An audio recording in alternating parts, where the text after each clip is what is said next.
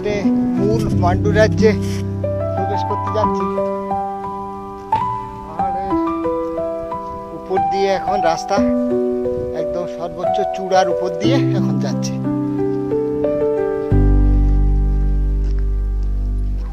আর এপারেও ধাপে ধাপে উঁচু নিচু চড়াই উতরাই থাকবে। অনেক রিসর্ট আছে, পর্যটন কেন্দ্র আছে, অনেক কিছু আছে। তো সব জায়গায় আমাদের যাওয়ার প্রয়োজন নেই।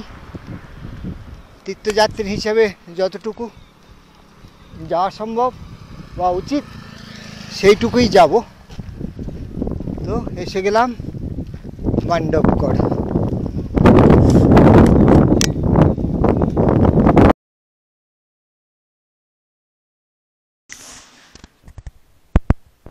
মান্ডবগড়ের অতি প্রাচীন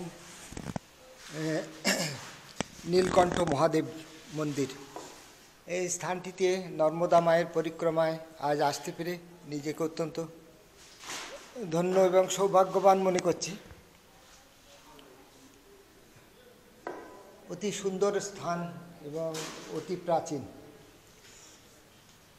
মান্ডবভূমি যেমন প্রাচীন, শিব মন্দিরও অতি প্রাচীন।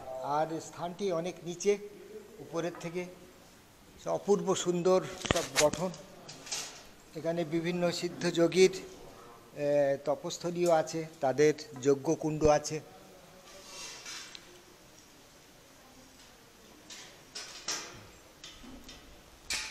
অতি সুন্দর এই প্রাচীন শিবভূমি।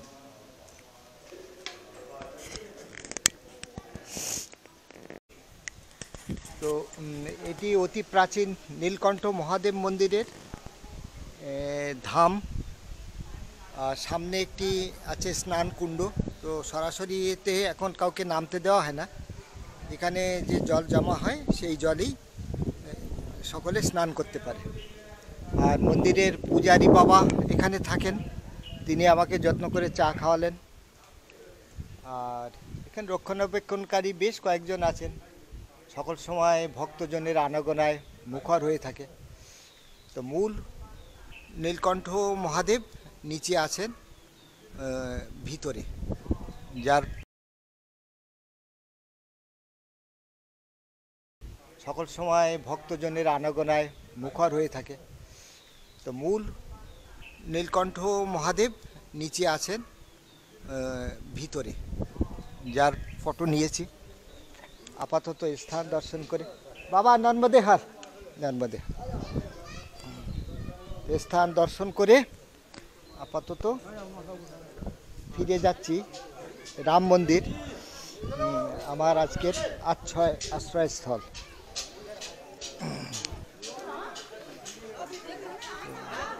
পাথরের দেয়াল দিয়ে আটা, আর এগুলো যতদূর দেখলাম এগুলো পাথর কেটে কেটে জুড়ে জুড়ে তৈরি, কোনো সিমেন্টের তৈরি নয়। এগুলো পাথরগুলো এমন নিখুঁতভাবে নর্মদে হয়। হাই নেই বাবা, কুছ হাই নেই। আর সব প্রাচীন। এখানে গুহা পথ আছে বিভিন্ন পাথরের মধ্যে দিয়ে। এই পাঁচিলের দেওয়াল আর তার পিছন দিয়ে। हाँ हाँ, ये तुम्हारे भी फोटो देखो, देखा ना? है सुंदर। हाँ ऐसा है, देखा ना? देखा वही तो फोटो। তো এগুলো পিছনে পাথরের দেয়াল নিপাট, তারপরে খুব সুন্দর করে গঠন করা আছে। আর এই হচ্ছে উপর থেকে মন্দিরে আসার ভক্তজনের পাথরের তৈরি সিঁড়ি। সাবধানে আসতে হবে এবং বেশ খাড়া। তো খুব সুন্দরভাবে ভগবান নীলকণ্ঠ মহাদেবের দর্শন করলাম।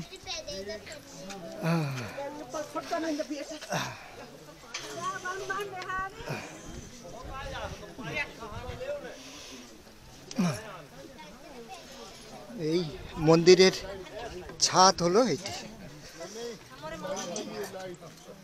উপরে রাত্রিবেলা লাইটিংয়ের ব্যবস্থা করা আছে।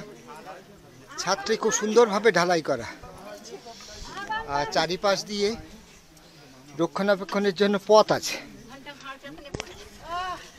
তো অনেক খাড়া, যথারীতি দম লেগে যায়। আর এই জায়গাটি হলো মন্দিরের গর্ভগৃহ। हाँ, प्रभु की धाम बहुत ही निराला, बहुत ही सुंदर। हाँ, अति सुंदर स्थान, पवित्र प्राचीन स्थान नर्मदे हर।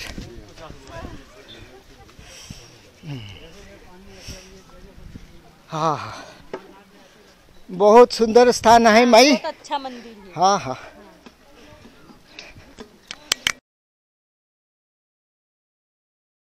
स्कूल लेवल वाले आते, कॉलेज वाले आते। है है। 12 महीना बत्ती घड़ी आज, और श्रावण महीने सावन का मेला लगता है। अच्छा अच्छा। कावड़ यात्रे वाले आते, पूरे 1 महीना पूरा आएगा जल चढ़ाने के लिए। जल चढ़ाने के लिए। बात जल चढ़ाते हैं, नारियल प्रसाद अगरबत्ती चढ़ाते हैं। वो तो जल नर्मदा माई से लाते। हाँ हाँ हाँ, वही है। कावड़ वाले। हाँ, नहीं यहाँ चढ़ाते, हाँ। कोई कालका जी से चढ़ाते, कोई यहाँ से भरते तो नर्मदा जी चढ़ाते, ऐसे सब अच्छा अच्छा। सब स्थान पे चढ़ाते। আর এই সঙ্গে দেখিয়ে রাখি, এই হলো মান্ডু রাজ্যের বিখ্যাত ये मांडू में ही होता है। টক মিষ্টি তেঁতুল।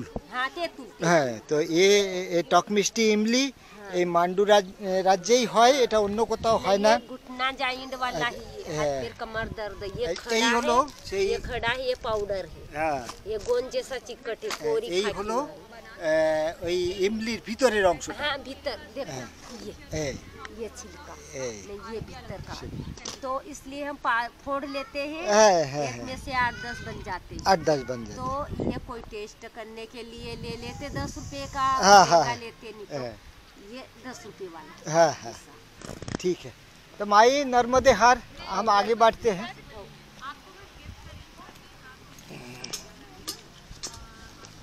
তো মায়ের দেওয়া 10 টাকা দিয়ে একটু তেঁতুল ভিতরের অংশ নিলাম, কারণ বাইরের বড় খোলাটি নিয়ে বিশেষ তো লাভ নেই। তো এই মান্ডু রাজ্যের এই বড় তেঁতুলের কথাটা আমি আগে শুনেছিলাম, তো এই দেখলাম, তার স্বাদও নেব, স্বাদ কেমন সেটাও জানাবো। ভিখারি মা এখানে বসে আছেন, এনাকে কিছু দক্ষিণা দিতে হবে।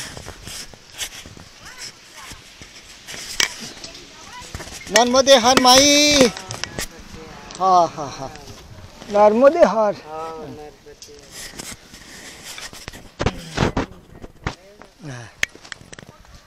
माई मांडू राज्येर মিঠা ইমলি খেলাম। তো তার গায়ে তেঁতুলের মতো যে শাঁস থাকে সেই জিনিসটা একদমই নেই, শুকনো আর টক ভাব নেই। তবে তেঁতুলের যে একটা সুন্দর একটা সুগন্ধ থাকে সেটি আছে। তো 10 টাকা দিয়ে কিনেছি, কোনো স্বাদ কি আর পাবো না, তাই এই হলো সেই মিঠা ইমলি গাছ। আসলে গাছটি মিঠা ইমলি নয়, এটা বাওবাব গাছ। তো এই বাওবাবের ফলটিকেই এরা বলছে মিঠা ইমলি গাছ। এতক্ষণে বুঝতে পারলাম। তো এই ফলটি পাকার আগে যে শাঁসটি থাকে সেটা সুন্দর খাদ্য, কিন্তু শুকিয়ে গেলে ভিতরে আর কিছু থাকে না। সুতরাং মিঠা ইমলি গাছটা যে বাওবাব সেটা আর বুঝতে আমার বাকি রইল না। তো এই সব সেই মিঠা ইমলি গাছ দেখেই বোঝা যাচ্ছে।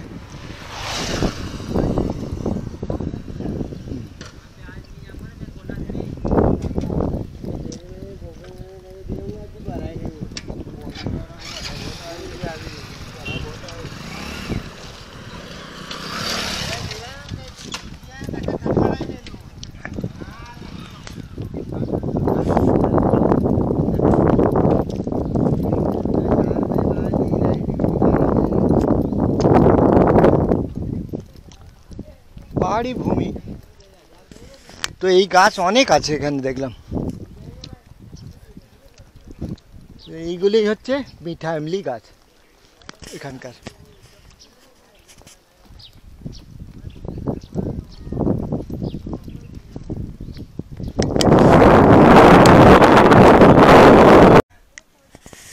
তো এই একটি বিশাল বাওয়াব গাছ, তাতে ঝুলছে ওই ফলগুলো।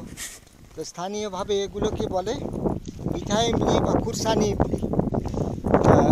যাই হোক, স্থানীয় নাম যাই হোক, এগুলো তো বাওয়াব গাছ, তাতে কোনো সন্দেহ নেই। এই গাছ বহু বছর আছে এবং এর আকৃতি অতি বিশাল হতে পারে। তো এখানে দেখছি এই অসংখ্য বাওয়াব গাছ আছে। তো আমি জানতাম ভারতবর্ষে নেই, কিন্তু এখানে তো চাক্ষুষ দেখছি। তো এটা যে বাওয়াব গাছ সেটাই অনেকেরই ধারণা নেই। বিশাল বিশাল আকৃতি নিয়ে এরা সব দাঁড়িয়ে আছে। এই গাছগুলো এক একটি জলের ভান্ডার। এরা লক্ষ লক্ষ লিটার জল শরীরের মধ্যে ধরে রাখতে পারে, এমন ক্ষমতা আছে। তো আফ্রিকার অনেক দেশেই এই গাছগুলো দেখা যায়। तो ये है कच्चा ना? ये कच्चा अच्छा लगता है? नहीं, मैं पक्की हूँ। पक्की नहीं, बिल्कुल पक सूखने सूखी अच्छी लगती। सूखी? अच्छा अच्छा। যাই হোক, এদের মতে শুকনোগুলোই নাকি ভালো লাগে, কিন্তু শুকনো তো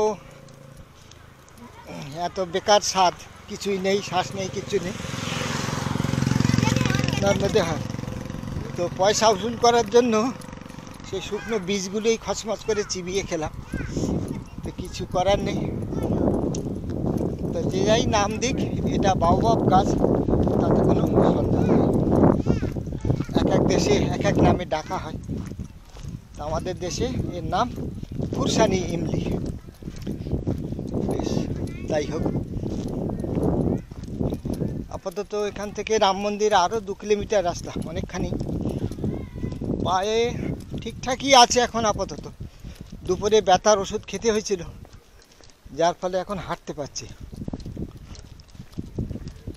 মান্ডুর মানুষজন কিন্তু অতিথিপরায়ণ, সুন্দর কথাও বলে, কোনো প্রশ্ন জিজ্ঞাসা করলে তার উত্তর দেয়। খুবই সুন্দর রাজ্য।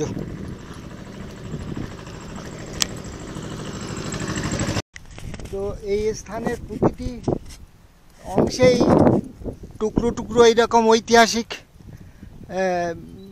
সব স্মারক সব ছড়িয়ে ছিটিয়ে আছে, অতি প্রাচীন, সব বেশিরভাগই ধ্বংসাবশেষ। তো এইসব জায়গাগুলো কোনো রকমে সরকারি ঘিরে রেখে, সরকারিভাবে ঘিরে রাখা হয়েছে, যাতে বাড়তি আর কোনো ক্ষতি না হয়। কারণ এর যা ক্ষতি হওয়ার অলরেডি হয়ে গেছে, আর হওয়ার নেই। তো পাহাড়ি এখানে আদিবাসী জনজাতির সংখ্যা বেশি। তো একটা ট্রাইবাল আর্ট সেন্টারও আছে দেখলাম। তো তার ভিতরে কি আছে সেটা খায় না মাথায় দেয়, বোঝা মুশকিল।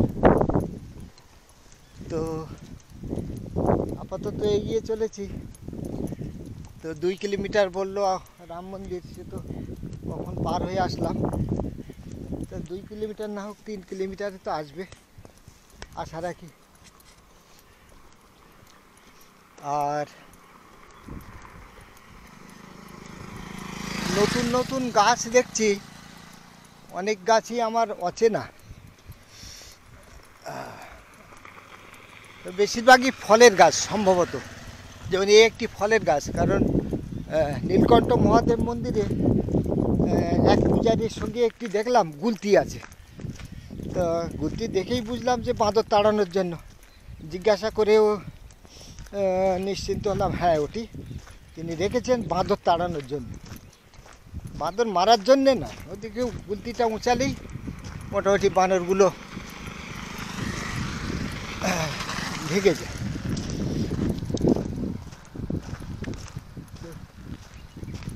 এই দেখুন চারিদিকে এখানকার স্থানীয় ইমলি তথা বাওবাব গাছ সব চারিদিকে। আসলে এগুলো এখানে মাটিতে জলের পরিমাণ কম, সেই স্থানেই এই গাছগুলো বিশাল চেহারা নিয়ে দাঁড়িয়ে থাকে এবং মাটির নিচ থেকে অনেক গভীরতা বা চারিদিকে শিকড় চালিয়ে ধীরে ধীরে ধীরে ধীরে রস সংগ্রহ করে নিজের শরীরে ধারণ করে মোটা হয়। আফ্রিকার খুব যেখানে কোনো জল নেই, এই গাছের কাণ্ডের রসই সেখানকার অধিবাসীরা পান করে, চিবিয়ে খেয়ে ছিবড়েগুলো ফেলে দেয়। তো এই জন্য একে বলা হয় জীবন বৃক্ষ, বাওবাব গাছের আরেক নাম। অতি সুন্দর। যাক, ইমলি রহস্য পরিষ্কার হলো। চারিদিকেই আছে গাছগুলো, আর সব বিভিন্ন রকম ঐতিহাসিক স্মারক, সব সুন্দর। কিছু হিন্দু সংস্কৃতির, কিছু মুসলমান সংস্কৃতির। তবে বাইরে থেকে দেখে বোঝার উপায় নেই কোনটা কোন সংস্কৃতির, কারণ এক সময় তো হিন্দু মুসলমান সব মিশিয়ে একাকার হয়ে গেছিল শাসকদের দাপটে। সব রকমই আছে।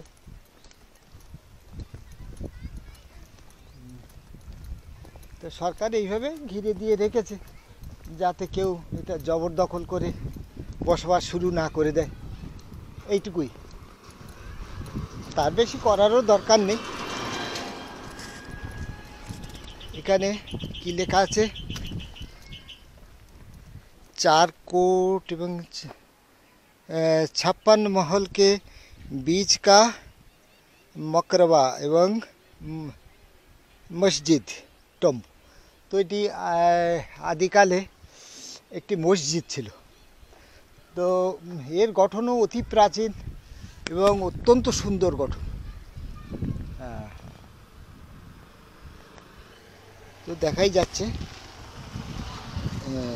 56 महल বলে যে জায়গাটা ছিল, 56 महल এখান থেকে অনেকটা দূরে। তো 56 महलेর মাঝখানে এটি একজোড়া মসজিদ ছিল। তো হিন্দু মুসলমান উভয় প্রকারের সংস্কৃতি এখানে আছে।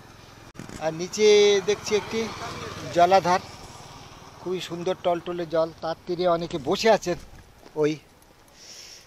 আর এই অতি সুন্দর এই গাছটি বিশাল আকৃতি নিয়ে দিনকে দিনের কলেবর বাড়তেই থাকবে।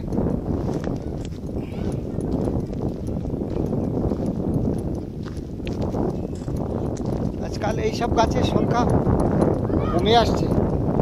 তো এই আমাদের ভারতবর্ষের বুকে মান্ডু রাজ্যে যে এতগুলো এই ধরনের গাছ আছে দেখে সত্যি খুবই আনন্দ লাগছে।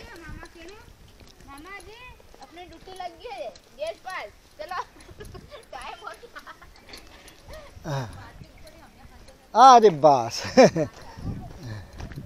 তো পার্কের মধ্যে যাওয়ার দরকার ছিল, তা বড় তো উপর দিয়ে চড়ে গেল আর ছোটটি নিচ দিয়ে হামাগুড়ি দিয়ে ঢুকে গেল। বাহ, সুন্দর ব্যবস্থা।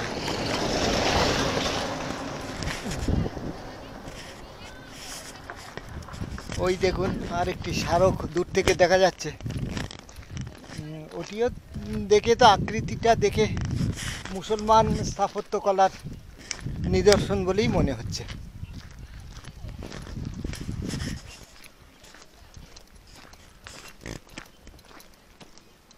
মান্ডু রাজ্য তো অতি প্রাচীন ছিল, মুসলমানরা শাসকরা এসেছিল তারপরেই, আগে না।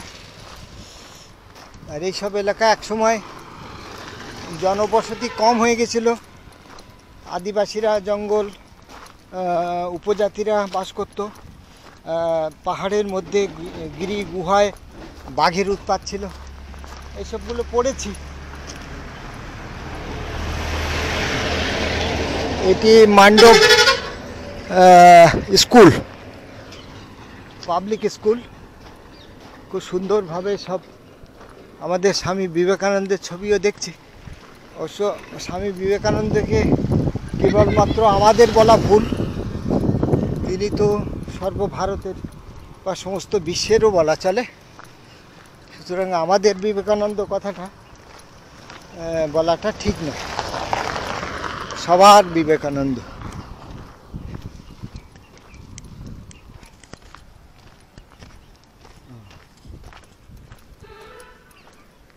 বাহ বাহ। তো এই বাহ বাহ কথাটা যদি বাউ বাউ বলি তাহলে এর নামটি উচ্চারণ হয়ে যায়, বাউ বাউ। এ বেশ ভালো জিনিসটা। কত অসংখ্য গাছ আমাদের ভারতেই টিকে আছে। আদি জন্মভূমি আফ্রিকায় বংশ নিপাট হয়ে যাচ্ছে, আর আমাদের ভারতবর্ষের মধ্যে সুন্দর টিকে আছে, আবহাওয়ায় ফল দান করছে। তো এই হলো 56 মহল মান্ডু। তো বিশাল স্মারক। তো এখানে সরকারি সংরক্ষিত এলাকা।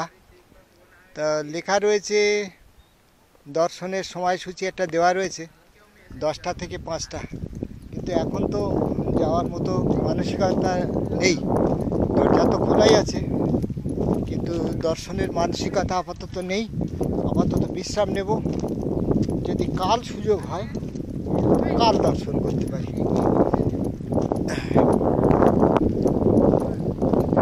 আপাতত রাম মন্দির যাই।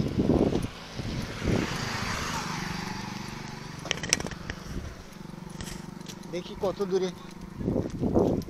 তো বিশাল রাজ্য, তো 8-10 কিলোমিটার লম্বা চওড়ায় তো সব স্মারক ছড়িয়ে আছে।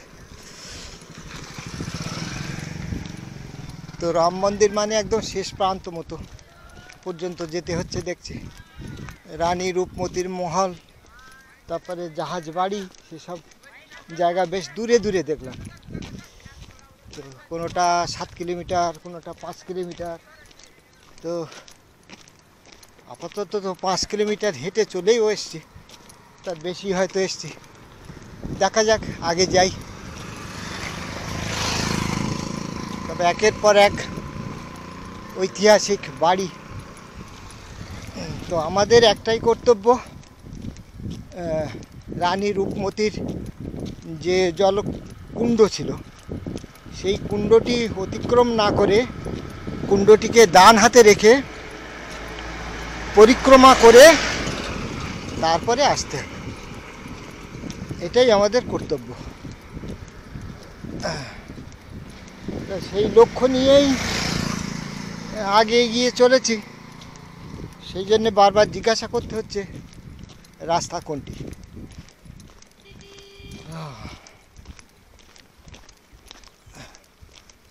এটিও দেখছি একটি অতি প্রাচীন স্থান, আর গঠনটা দেখে হিন্দু মুসলমান অনুমান করার উপায় নেই। বিশাল লোহার গেট, তবে গেটটি আধুনিক, সিমেন্টের বানানো গেট মানে আধুনিক, পাঁচিলও আধুনিক। তবে ঐতিহাসিক স্মারক।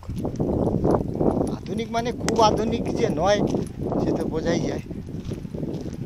মনে হয় এটা 56 মহলেরই অংশ বিশেষ। দেখুন, এখনকার দিনে হলেও এই যে দেয়ালটি গড়ে তুলেছে, এও সব প্রাচীন ঐতিহ্যের সঙ্গে মানানসই করে।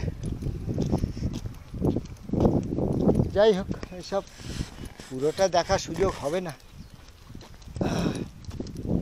তীর্থযাত্রা একসাথে সবটা করতে গেলে অনেক সময় দিতে হয়। 2 দিন পুরো না হলে মান্ডু দেখা মুশকিল। নর্মদে হার। তো 5ই মার্চ দীর্ঘ পথ হেঁটেছিলাম, পার্বত্য পথ। তো দ্বিতীয়ার্ধে চামুন্ডা মাতা মন্দির থেকে বিকালের গন্তব্য ছিল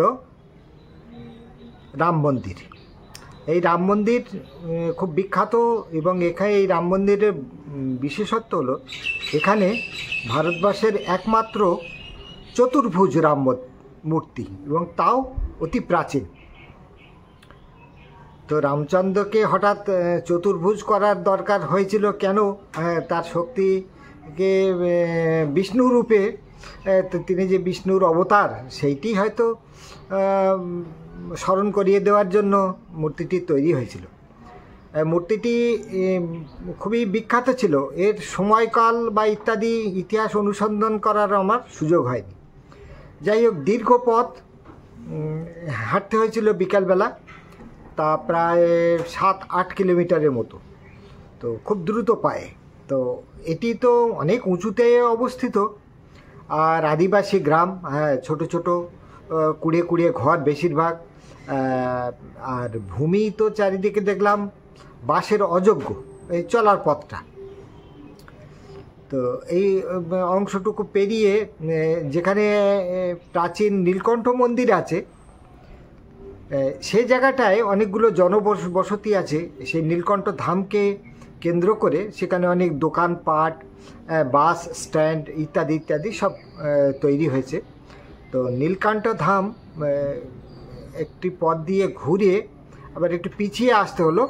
সেই পাহাড়ের ঢাল বেয়ে বেশ খানিকটা নিচে সিঁড়ি বেয়ে, পাথরের সিঁড়ি বেয়ে নিচে নামতে হলো। তারপরে নিচে সে জায়গা পাহাড়ের পাথর কেটে কেটে সুন্দর মন্দির তৈরি করা, তার ভিতরে অতি প্রাচীন সব শিবলিঙ্গ স্থাপন করা রয়েছে, পূজা পাঠ চলছে। বলে মারাত্মক ভিড় হয় এই জায়গাটি যখন কোনো পরব বা ইত্যাদি হয়, বিশেষ করে কাওয়াড় যাত্রা। সেই সময় নর্মদা মায়ের থেকে জল এনে এখানে শিব ঠাকুরের মাথায় ঢালা হয়। আর এখানে একটি প্রাকৃতিক জলের ধারাও মন্দির চত্বর থেকে বয়ে চলেছে, অনেকে এখানে স্নান করে, তা সেসব দেখলাম। মন্দিরের যে সাধু বাবা, তিনি খুব সজ্জন ব্যক্তি, তিনি পরম আদরে একজন পরিক্রমাকারী এসেছে বলে আমাকে খুব আদর যত্ন করে চা খাওয়ালেন। নিজে পূজা পাঠ করতে করতে তিনি আবার ফুলমালা সরিয়ে শিবশঙ্করের সেই যে লিঙ্গটি আমাকে দর্শন করালেন, পূজাও করালেন। তো সব বড় আনন্দের কথা। তবে জায়গাটি একটু অন্ধকার ছিল, মানে ছবি ঠিকমতোভাবে তুলতে পারিনি, বা এই পূজা বা এই প্রাচীন শিবলিঙ্গ দর্শনের যে আনন্দ, মানে সেসব এই ছবি এসবগুলো যে মনে গেঁথে গেল, মানে আর যে এগুলোকে আপনাদের জন্য যে আলাদা করে নিতে হবে সেটি আর সেই তাগিদ আর ছিল না। তো এই পবিত্র ধাম দর্শন করে তারপর সে পাথরের সব পাথরগুলো এমনভাবে সাজানো, সে দেখার মতো। তা যদি কেউ আসেন এই নীলকণ্ঠ ধাম অবশ্যই সুন্দরভাবে দর্শন করবেন। তো এখান থেকে এটা হচ্ছে প্রায় বিকালের যাত্রাপথের মাঝামাঝি স্থানে।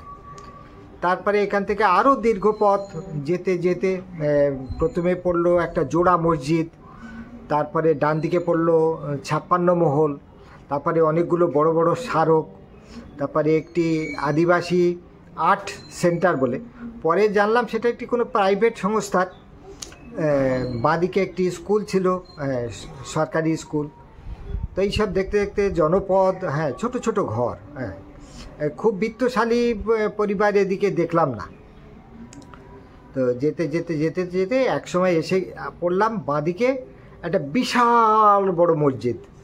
তো এই মসজিদ সব হিন্দু বিভিন্ন স্থাপত্য, ঘর বাড়ি ইত্যাদি ধ্বংস করে মুসলমান শাসকরা তৈরি করেছিল। সে এত বিশাল, সেখানে ঢুকে দর্শন করতে 30 টাকা লাগে। তা সন্ধ্যা হয়ে এসছে, এক, আর 2 নম্বর, এই সমস্ত এই যে হিন্দু সংস্কৃতি, হিন্দু মন্দির ইত্যাদি ধ্বংস করে যে স্থাপত্য মুসলমান শাসকরা তৈরি করেছিল, তো সে দেখার প্রবৃত্তি আর মনের মধ্যে জাগেনি।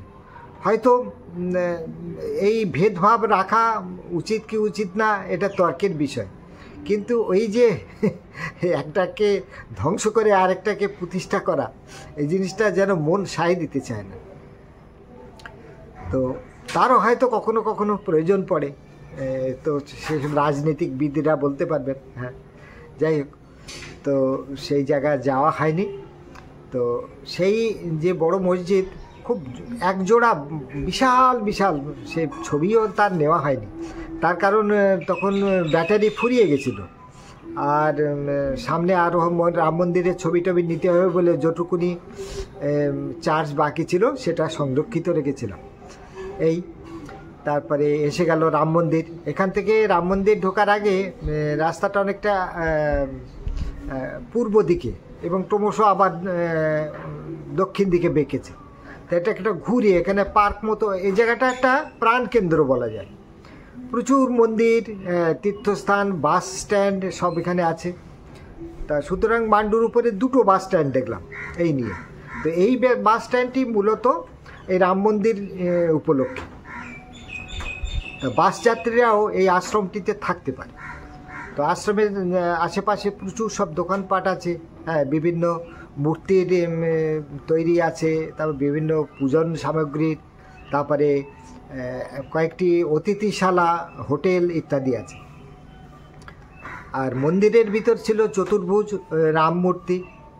তো মন্দিরে এই আশ্রমটিতে প্রায় 50 জন বালক ছাত্র আছে। তারা বেদ পাঠ, তারপরে ধর্মশিক্ষা, তারপরে পূজা পদ্ধতি শিক্ষা ইত্যাদি ইত্যাদি গুরুর কাছ থেকে পাঠ নেয় এবং সেগুলো এখানে মন্দিরে হাতে কলমে করে। তো রাত্রিবেলা সেই বালক দলের সঙ্গে আশ্রমের পাকশালায় যে বারান্দা, সেখানে আমরা বহু সেই 50 জনের ছাত্র দল ছিল, আর আমরা সাধুরা ছিলাম প্রায় 10-12 জন।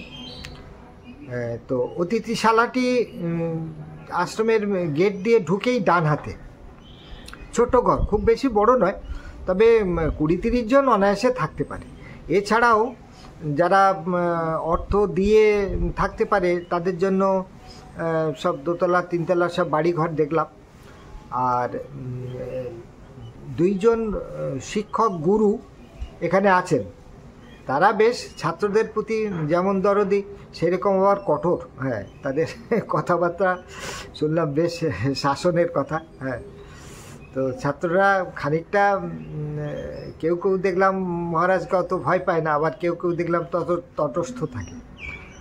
তো ছাত্ররা সেখানে সাধারণ খাওয়া, হ্যাঁ, লুচি ছিল, ডাল ছিল ইত্যাদি, যে যেমন প্রয়োজন সেই রকম নিল। এখানে আমি সাংঘাতিক ক্লান্ত হয়ে এসেছিলাম, বলাই বাহুল্য। 5 তারিখ গোটা দিনটা আমার ক্লান্তির দিন ছিল। সেই জন্যে হয়তো সেই ভিডিও করার সব ইচ্ছা অনেকটা কমে গেছিলো, মানে সবটা যে নিখুঁতভাবে সেই জন্য আপনাদের দেখাতে পারিনি। তো যতটুকুনি পেরেছিলাম। আর আরেকটা জিনিস ছিল, এই রাম মন্দিরের মধ্যে ফটোগ্রাফির কিছু নিষেধ বার্তা ছিল। তো সেটা ছিল হচ্ছে সাধারণ পর্যটকদের জন্য, তীর্থযাত্রীদের জন্য নয়। তো সেটা আমি পরে বুঝেছিলাম। তো পরে যখন জানতে পারলাম তখন তো রাতের অন্ধকার, তো যতটুকুনি ছবি নেওয়া সম্ভব হয়েছিল ততটুকুই নিয়েছিলাম। এই হচ্ছে কথা। অতি পবিত্র স্থান, বা শেষ সাজগোজ, পূজা পাঠ অনেকক্ষণ ধরে দাঁড়িয়ে দাঁড়িয়ে সেসব উপভোগ করেছিলাম। আর ক্লান্তি এমন ছিল যে তার একটা ছোট্ট উদাহরণ দিই, ক্লান্তি কাকে বলে। তখন মনে হচ্ছে শরীরের বা ব্যাগের ওজন যতখানি হালকা করা যায়। তো আমার সাবান ফুরিয়ে গেছিলো বলে একজনের কাছে একটা দোকানে 5 টাকার সাবান চাইলাম, তিনি 10 টাকার সাবান দিলাম। হাতে করে দেখলাম প্রায় ½ কেজি ওজন। তো বলি এ কী করবো, এত ভার কী করে বইব। তো বাধ্য হয়ে সেই সাবানটিও মাঝখান থেকে কেটে টুকরো করে অল্প একটু, মানে 100 গ্রামের মতো ওজন আমি নিলাম, বাকিটি ওখানে ত্যাগ করে দিলাম মন্দিরে। এবং পরিক্রমাকারী আরও যারা ছিল আমরা ওখানে, তো বললাম যে এই এত বড় ভারী সাবান আমি নিতে পারছি না, আমি একটা টুকরো কেটে নিলাম, বাকিটি রাখলাম, আপনাদের কারোর প্রয়োজন হলে নেবেন। তো চিন্তা করুন, পয়সা দিয়ে কেনা জিনিস শুধু ওজন ভারী হয়ে যাবে বলে টুকরো কেটে বাকিটা ফেলে রেখে গেলাম, যে ওজন খানিকটা হালকা হবে। এত ক্লান্তি। তো এ পাহাড় অনেক উঁচু। তো এই উঁচু পার্বত্য প্রদেশের উপরে বেশ কিছু অংশ জলবিহীন, রুক্ষ। আবার 6 তারিখে যে পথ দিয়ে নামলাম দেখলাম সেখানে প্রচুর জলের ব্যবস্থা আছে, ধীরে ধীরে সমতল ভূমি আছে, আবার পার্বত্য অঞ্চল আছে, চাষযোগ্য জমি আছে, সব কিছুই আছে। তার মানে এই পার্বত্য পাণ্ডু রাজ্য কিছু কিছু অত্যন্ত রুক্ষ জলবিহীন, আবার কিছু কিছু অংশ চাষযোগ্য এবং হচ্ছে খানিকটা তাতে মাটি বা চাষের উপযুক্ত স্থান এসব ছিল। তো এই হলো সংক্ষেপে বিবরণ, যেটুকু ছবিতে বলতে পারিনি সেটুকু বিবরণের মধ্যে দিয়ে বললাম। আর খুরসানি ইমলি বা বাউবাব গাছের কথা সেটা তো আপনাদের বললাম। তো এই বাউবাব গাছ আপনারা কিন্তু কলকাতাতেও দেখতে পারেন। যে টালিগঞ্জ হসপিটালটা আছে, বাঙুর হসপিটাল, MR বাঙুর, ওখান দিয়ে আরেকটু এগিয়ে গিয়ে যে গল্ফ ক্লাবটা পেরিয়ে রাস্তার ধারে দুটি সরকারি এলাকাতে বেশ রাস্তার উপরে সরকার থেকেই হয়তো রোপণ করা ছিল। মানে আমরা যখন ডাক্তারি চিকিৎসা করতাম MR বাঙুরে, তখন ওই স্থানটিতে ওই বাউবাব গাছ দেখতে যেতাম। তো আপনারা যারা ইচ্ছুক তারা কলকাতায় ওখানে গিয়ে বাউবাব গাছের দর্শন পাবেন। নর্মদে হার।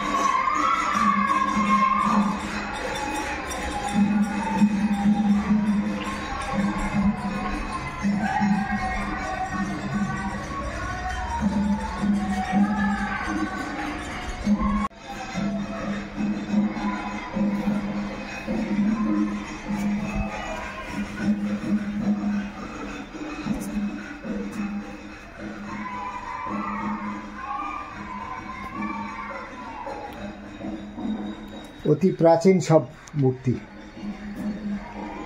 তো এই হলো অতি প্রাচীন গুহার পথ। এই ছোট্ট সিঁড়ি দিয়ে, তো এই সিঁড়ি দিয়ে নিচে নেমে এই গুহাপথ, এই গুহাপথের মধ্যে ভিতরে পাওয়া গেছিল চতুর্ভুজ রাম মূর্তি। তো জায়গাটি, সিঁড়ির ধাপগুলো খুব উঁচু উঁচু।